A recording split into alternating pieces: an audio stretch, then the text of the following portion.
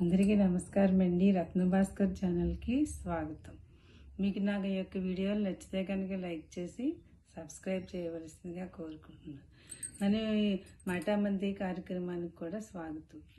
మనం ఈరోజు చెప్పుకునేది నవ్వు గురించి. నవ్వు అనేక రకాలుగా ఉంటుంది. చిరునవ్వు, పక్క నవ్వడం ఇలాగనమాట.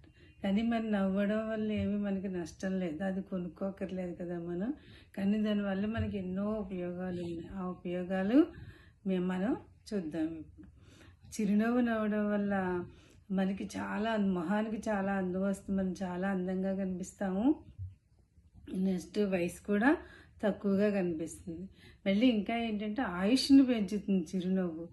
మనసులో ఆనందం కలుగుతుంది. ముఖంలో మన కండరాలు ఉంటాయి కదా, కండరాలకి ఎక్సర్సైజ్ అవుతాయి. అవి మన ముఖం కూడా చాలా బాగుంటుంది. మనకి ఎక్కువ మంది స్నేహితులు ఉంటారు. మన నవ్వుతో పలకరించడం వల్ల మనకి ఎక్కువ మంది స్నేహితులు అవుతారు. అందువల్ల మనకి చాలా ఆనందం కూడా కలుగుతుంది. మనం శారీరకంగా మానసికంగా కూడా చిరునవ్వు వల్ల చాలా ఆరోగ్యంగా తయారవుతాం.